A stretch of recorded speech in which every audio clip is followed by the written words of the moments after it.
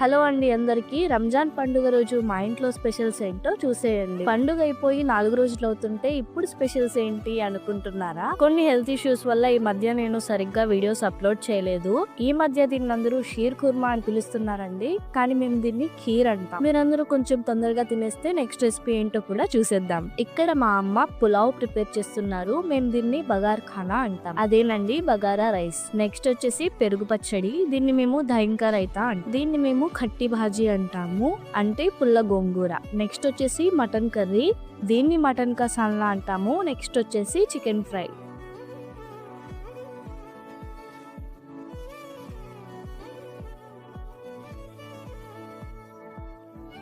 దీన్ని దాల్చా అంటాము. పులావ్లోకి కానీ బిర్యానీ రైస్లోకి కానీ మంచి కాంబినేషన్ అని చెప్పొచ్చు. అంతేనండి. వీడియో నచ్చితే లైక్ చేసేయండి.